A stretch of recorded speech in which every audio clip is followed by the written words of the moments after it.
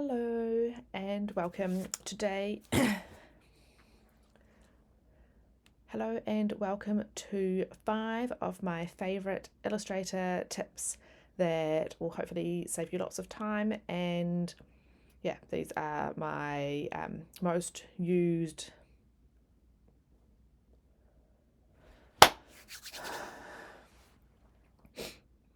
Hello and welcome to my top 5 Illustrator tips tutorial.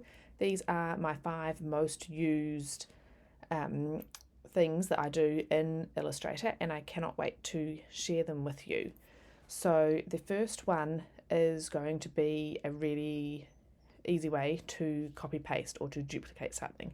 There are lots of ways to do this, but my favorite way is to highlight what I want to duplicate, and then I hold down the Option key, and you'll see next to the black arrow a little white arrow turns up. So at the moment it's a black arrow. I'm going to press Option and a white arrow turns up. Now that the white arrow is there, I'm going to click and drag and then unclick and then take the Option key off, and there we go. We have a duplicate. So that is tip 1, one of my favorites. Now,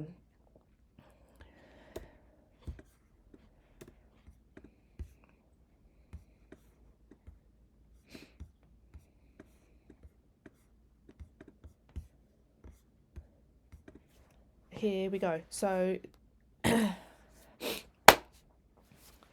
welcome to my tutorial on my 5 favorite Adobe Illustrator tips. These are the 5 things that I do most often in Illustrator, and I feel like they save me a lot of time compared to other ways of doing the same thing, and I really hope that they are helpful. The first thing is going to be recoloring. So if I want to recolor this, what I can do is highlight it. Click on this wheel up here and you can see that there's 1, 2, 3 colours. So that's why I've got these here with three colours in them. I need them in a colour group over here for it to recolour properly. So I'm going to select these 3, come over and hit the folder here, and this can be called new colour group 2. Okay, and then I'm going to do the same with the purples here. Okay, and then these can be deleted. I don't need them anymore.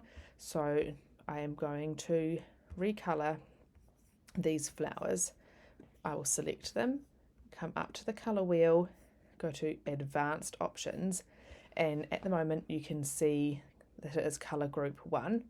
If I want to change it to color group 2, I can click that and it has automatically changed the colors here, or color group 3.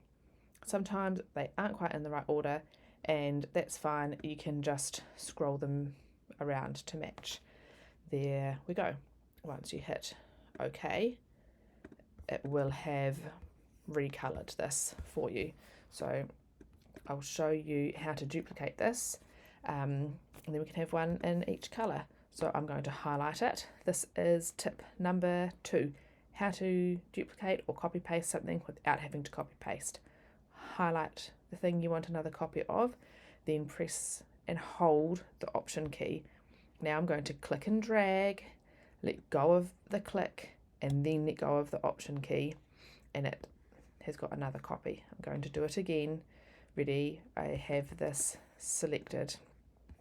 Click the Option key, it brings up a little white arrow next to the black arrow so you know it's working.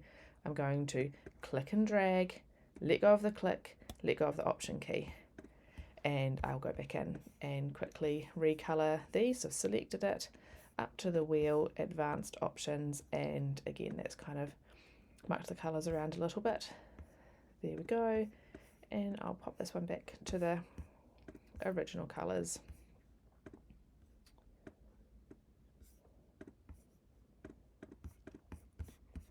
So there we go. That's a reasonably fun way to make the same drawing or illustration motif look different. The next hack, favorite tip number 3, is the pattern preview tool. So I'm just going to grab one of these here, and with it highlighted, I'm going to click on this. If you don't have that already there, go Window and click Pattern Options and bring it up. Click on these 3 lines here, click Make Pattern. Oh,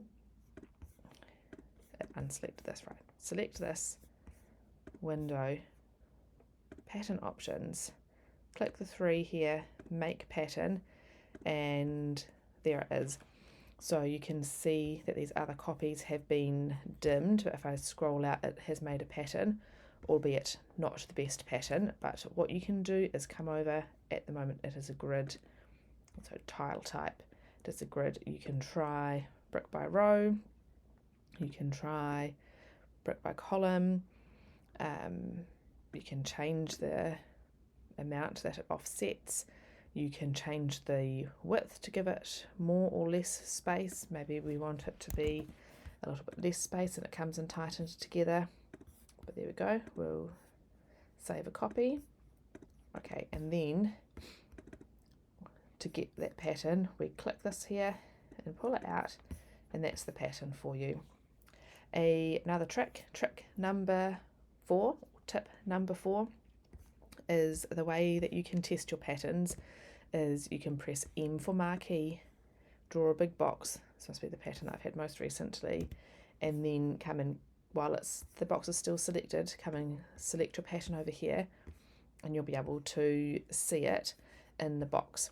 Now the trick is that if you press S for scale and then go shift and drag it smaller, it scales the box, but if you press the tilde key, it will scale the pattern smaller or bigger.